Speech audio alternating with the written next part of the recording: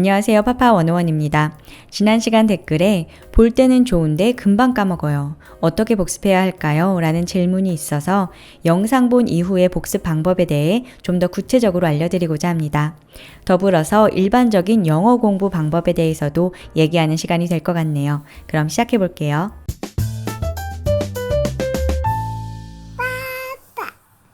People are different. 제 채널의 영상들을 보시면 아시겠지만 제 영상에는 어떤 방법론을 알려드리는 경우가 거의 없는데요. 제가 그런 방법을 정리해서 썰을 푸는 능력이 없기도 하고 또 조심스러워서 꺼리게 되는 경향도 있습니다.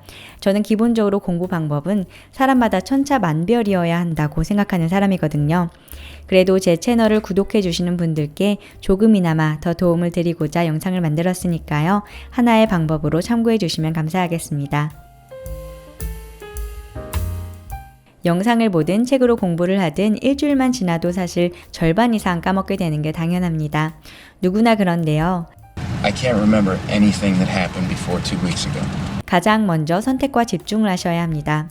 내가의 표현들 중에서 어떤 건 가져가고 어떤 표현은 한번 노출된 것으로 만족하고 넘어갈 것인지 아니면 후순위로 미뤘다가 다음에 복습할 것인지 왜냐하면 한 번에 기억할 수 있는 용량에는 한계가 있는데 무조건 밀어넣으면서 앞부분이 기억이 안 나. 속상해하는 건 미련한 짓이에요. This is so frustrating.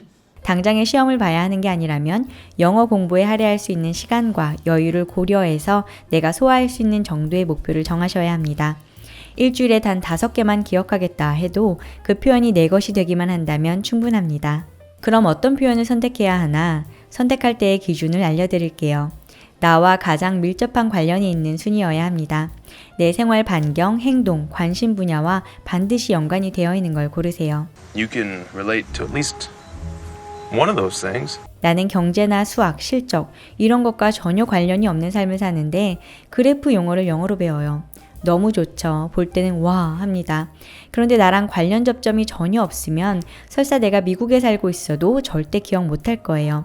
그리고 굳이 시간과 노력을 들여 기억해야 할 필요도 없는 거고요.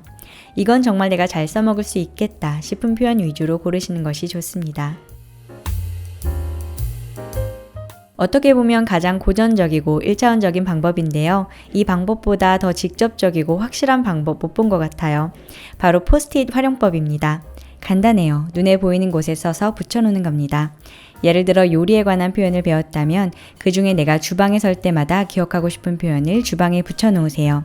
그때마다 볼 수 있도록 거울이나 책상, 컴퓨터 모니터 구석, 현관 아니면 핸드폰 뒷면에 작게 하나 써서 커버 안쪽으로 넣고 다니는 거죠. 적어도 쓰면서 한 번 더 기억하는 효과도 있고요. 잊고 있다가도 한두 번 보면서 상기시키는 효과가 있습니다. 너무 한 표현을 오래 붙여두지는 마세요. 그러면 익숙해져서 쳐다보지도 않게 되더라고요. 자주 바꿔주시는 게 좋습니다. 물론 핸드폰 메모장 같은 걸 활용하셔도 좋은데요.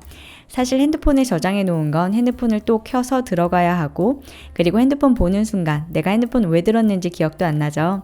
너무 유혹이 많아요. 그래서 개인적으로는 아날로그를 더 선호합니다. I'm a regular here. 아무리 포스트잇이나 노트를 잘 활용한다고 해도 오리지널 컨텐츠의 그 맛을 다 살려낼 수는 없거든요. 시간이 지나면 마치 뼈대만 남고 나머지 살들이 다 떨어져 나가서 표현이 밍숭맹숭한 느낌이 납니다. 그럴 때 다시 오리지널 컨텐츠를 봐주셔야 해요. 처음에는 일주일에 한 번, 그 이후에는 2주에 한 번 더 봐주시고 그러고 나서는 가끔 생각날 때 몇 달에 한 번씩 복귀해주면 그때는 장기 기억으로 들어가게 됩니다.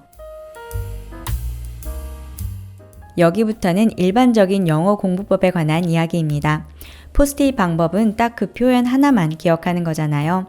하지만 어떤 표현이 장기적으로 내 것으로 남고 자연스럽게 아웃풋이 되어서 나오려면 그 표현이 내 뇌에서 의미 있는 문맥 속에 자리를 잡아야 합니다. 쉽게 말해 예를 들어 반복이라는 말을 처음 배우는 아이가 있다고 해요. 그럼 그 아이는 그 글자를 떠올리는 게 아니죠. 같은 책을 계속해서 읽는 상황, 계속 같은 말을 하게 되는 상황 등과 같이 이 반복이라는 말이 쓰이는 그 상황 자체를 듣고 보면서 자연스럽게 익히게 되잖아요. 우리도 그런 과정이 꼭 필요합니다. 소위 meaningful context라고 하는데요. 의미 있는 문맥에 계속해서 노출이 되어야 한다는 의미입니다. 책이 됐든 영화가 됐든 팟캐스트가 됐든 브이로그가 됐든 SNS가 됐든 영어로 된 매체를 계속 접하셔야 합니다. 그 안에서 표현들이 자연스럽게 녹아져 나오는 걸 직접 보고 감을 잡으셔야 해요. 특히 전 초보라서 책도 영화도 유튜브도 영어로 다 보기는 어려워요. 또는 시간이 너무 없어요 하시는 분들. SNS 팔로잉 적극 추천합니다. 좋아하는 스타가 됐든 아니면 관심 있는 분야의 셀럽이 됐든 영어가 모국어인 사람의 SNS 팔로잉하고 게시물을 꾸준히 그냥 보세요. 글로 써 있으니까 부담도 적고 피드도 길지 않죠. 게다가 그야말로 일반적인 구어체라서 일상적인 표현을 배우기에 좋습니다. 여러 언어를 유창하게 하시는 분들 얘기 들어보면 주변 환경을 그 언어로 바꿔라 라는 얘기를 종종 듣게 되는데요. 그렇다고 억지로 주변 환경을 다 영어로 바꿔야지, 뭐든 영어로만 해야지 라고 하면 오히려 지칠 수가 있어요. Forget it, I quit. I can't do this anymore, man. 그리고 너무 절제하면 오히려 반대 욕구가 막 활활 타오르지 않나요? 그래서 저는 지금 습관 중에 한 가지만 영어로 바꿔보시라고 말씀드리고 싶어요. 예를 들어 홈트 비디오를 영어로 바꿔서 한다든지 요리할 때 레시피를 영어로 된 걸로 본다든지 핸드폰, 컴퓨터 언어 설정을 영어로 바꿀 수도 있고요.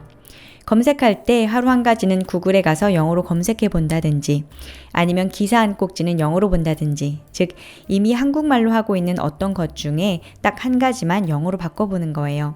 그러니까 일부러 영어를 위한 시간을 따로 내는 게 아니라 이미 한국어로 하고 있던 일을 언어만 바꿔서 하는 거죠. 거창하게 생각하지 말고 오늘은 메모장에 메모를 영어로 한번 써볼까? 이런 식으로 매일 바꿔서 하는 것도 방법입니다.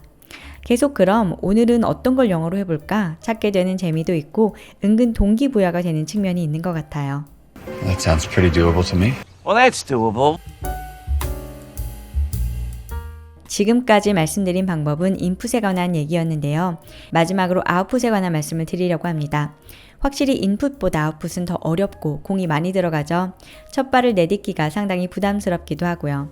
그래도 영어를 써먹으려고 하시는 분이라면 아웃풋을 스킵할 수는 없습니다. 기억에도 많은 도움이 되고요. 방법은 정말 많습니다. 먼저 스피킹으로 아웃풋 해보고 싶다 하면 요즘은 AI랑 대화를 나눌 수도 있고 또는 온라인 튜터를 활용할 수도 있고요. 오프라인으로 모임에 나가는 방법도 있고 다양합니다. 또는 혼잣말하는 것도 나쁘지 않아요. 2분 동안 말하기 해서 매일 꾸준히 핸드폰에 녹음하는 방법도 있습니다. 쓰기로 아웃풋하는 방법도 있죠. 가장 대표적으로 일기 쓰기. 이건 단순히 영어 공부도 공부지만 일기 자체가 하루를 돌아보고 기록하는 의미도 있으니까요. 상당히 좋은 방법이라고 생각합니다. 또는 아까 SNS 팔로잉 괜찮다고 말씀드렸죠. 댓글 달기 이런 것도 있어요. 무슨 댓글 쓸지 잘 모르겠다 할 때 다른 댓글 카피해서 조금 변형해서 쓰는 방법도 괜찮습니다. 그것도 배우는 한 방법이니까요. 그런데 이 아웃풋 연습하실 때 한 가지 당부드리고 싶은 말씀은 너무 잘하려고 있어 보이려고 애쓰지 마시라는 겁니다. 영어 오래 배운 사람처럼 세련되고 멋진 표현 쓰고 싶은데 내가 쓰는 말은 다 왠지 구린 것 같고 너무 단순한 것 같고 몇 년을 배웠는데 초등학생이 쓴 글 같고 속상해 하실 필요 없습니다. 말이든 글이든 make it simple. 단순하게 내 생각을 전달할 수 있으면 되는 거거든요. 내 문장이 얼마나 화려하냐에 초점을 두지 말고 단순 명료하게 전달이 되었는가에 초점을 두시면 좋겠습니다. 오늘 이렇게 6가지 방법에 대해 말씀드렸는데요. 이걸 다 하시라는 얘기가 절대 아닙니다.